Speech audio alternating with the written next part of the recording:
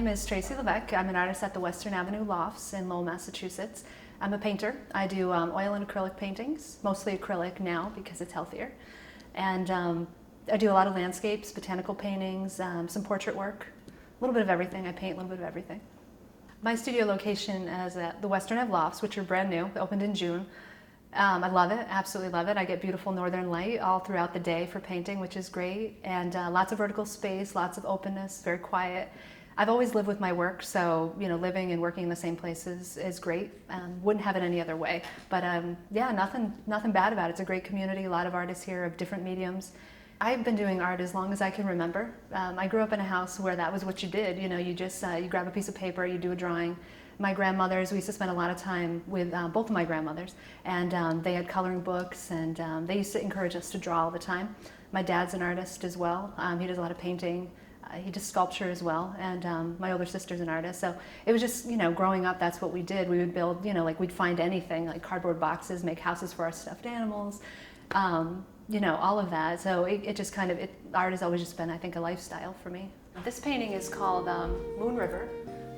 It's one of my favorite paintings, and it's one of the most popular pieces I sell in prints. But the inspiration behind this one actually came from that movie Breakfast at Tiffany's.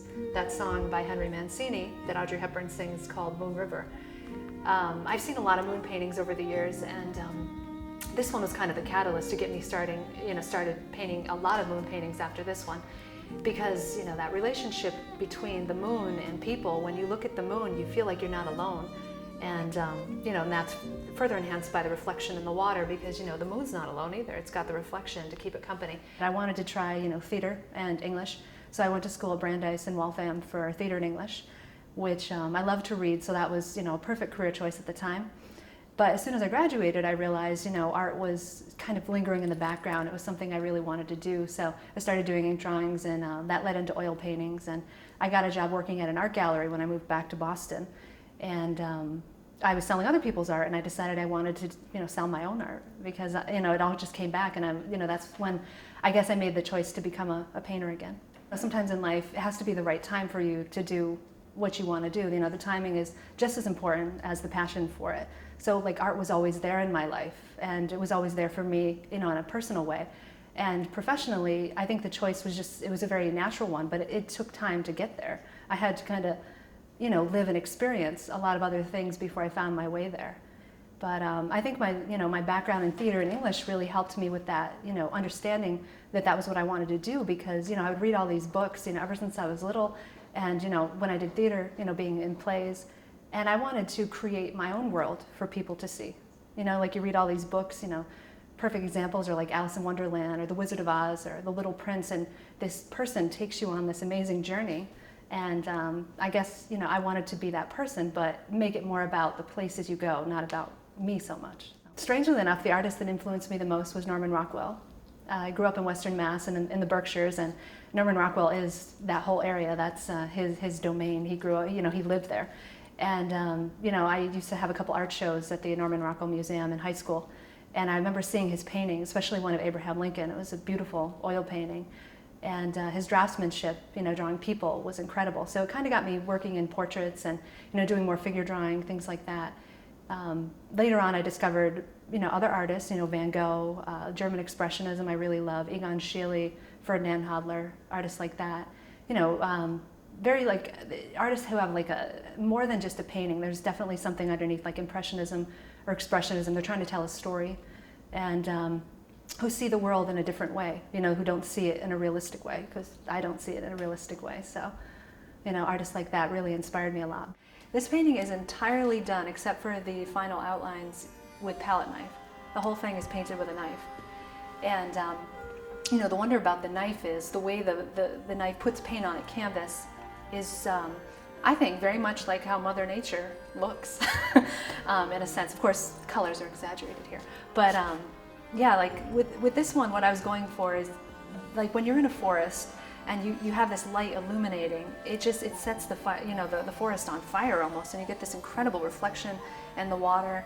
And you can't really even see where the rocks begin and the water begins, and where the trees, it all starts to look like this giant organic whole, which is, when you're in a forest, you're kind of surrounded by that. You're filled with that feeling that you're part of something bigger than yourself.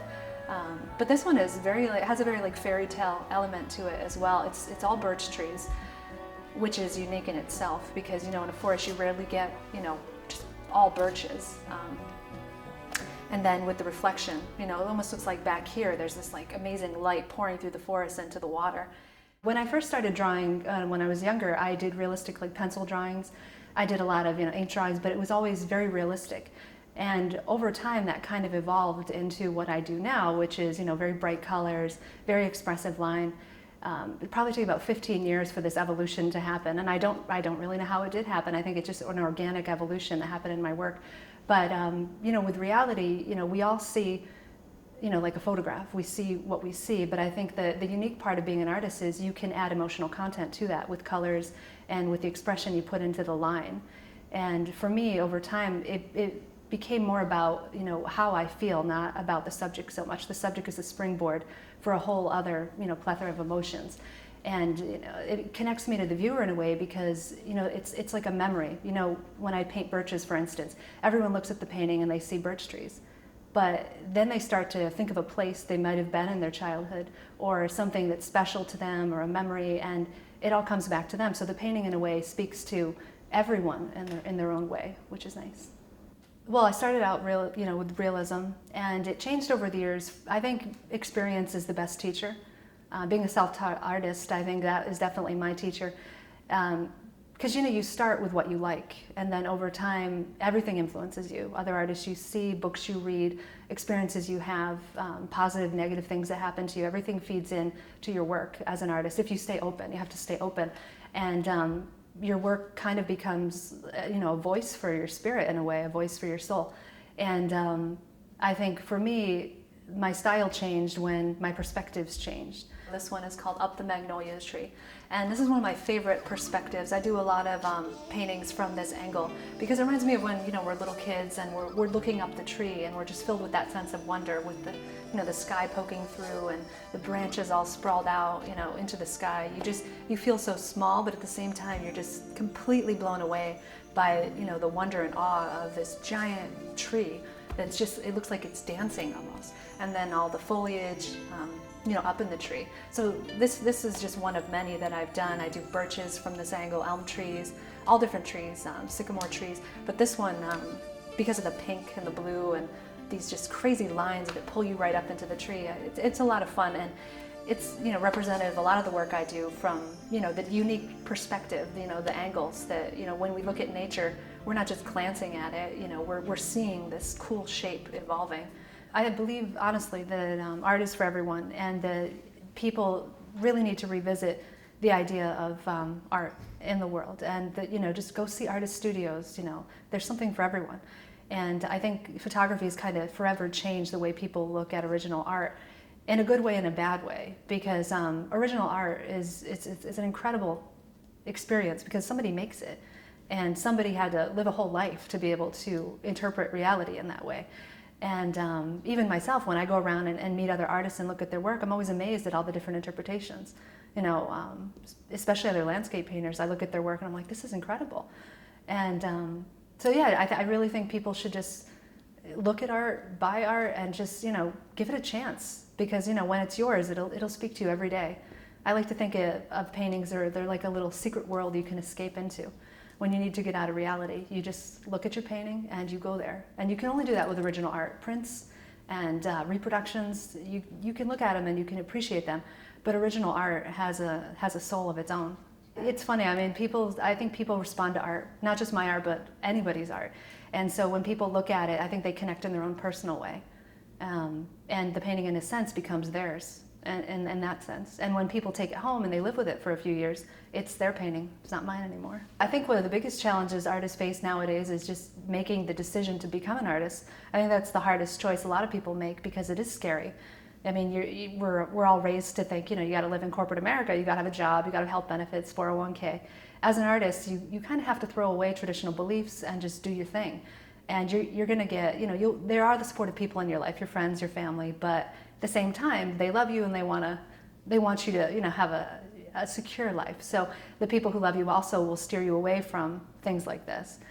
You just have to stick to your guns. If this is what you want to do, you have to do it, And The biggest challenge, I think, is just, finding that courage every day to keep doing it. Because you're going to go through periods where, the work's not selling, or you get rejection letters from galleries. I used to have a big file, and I would keep all of my rejection letters. And it was just a motivation for me, because I would look at it and I'd be like, so what? Those are just some of the galleries. There's many more. And, just keep looking for new opportunities as an artist. And the challenge is also people are always saying the economy. But I mean, I believe everyone has their own personal economy. And if someone loves a piece, they'll find a way to buy it. I do installation, installment payment plans for people. And I sell prints and original works. I sell from $35 to $5,000. So I have something for every price range. So if someone really does want something, they can buy it. But I'm a big believer in original works. Message I'd have for aspiring artists would be that whatever you're doing, whatever you feel passionate about, that's what you need to be doing. And sometimes you can't listen to anyone around you. It'll click, find your style. That might take years. So stay open to yourself, stay open to, people around you, let everything influence you, but pick and choose how you put that into your work. But if it's something you want to do, just start early and be patient, because it will take a long time. But I think the most important thing is if it's something people love, they should do it. I got drawn into a number of books that I was reading at the time, and there was one called The Five Spheres, which, it's a martial arts book written centuries ago, but in it, the author talks about, it's kind of like The Art of War, but he talks about, the four elements, and then the fifth element being emptiness, which is the painting of the geisha on the right, and, how the elements, how you can embody the elements and, understand what they truly are and how they influence in different parts of your personality and your life. And so I kind of use the Japanese symbolism over the ages, the geisha, samurai idea, and try to modernize the theme and make it interesting for the modern viewer. So the one on the right is emptiness of the geisha, and I chose to use the geisha because she's an artist. But the amazing thing about the painting is she's not doing anything. She's existing, and with the her kimono coming off her shoulder, suggests vulnerability, and then with the cherry blossom petals falling, you get this sense of death almost. My future plans and goals with my art is I'm going to be doing the Greek mythology series, which is going to be the 12 Olympians. I want to revisit that in a modern sense.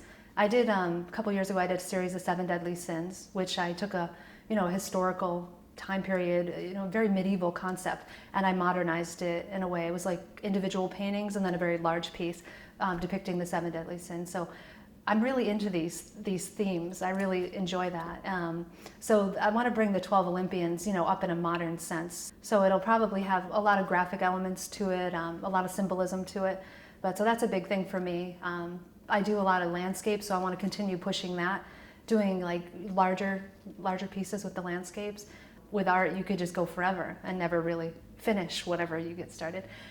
I just want to keep, making people aware, number one, that, the Western Ave Lofts is here because we have a bunch of great artists in this community, and we're right next to the studios. So all people got to do is walk across the parking lot, and here we are. But, eventually over time, maybe I would like to do something like with a gallery, like either start my own gallery with a very unconventional approach to selling and showing art. But, just keep creating. I think that's the biggest plan.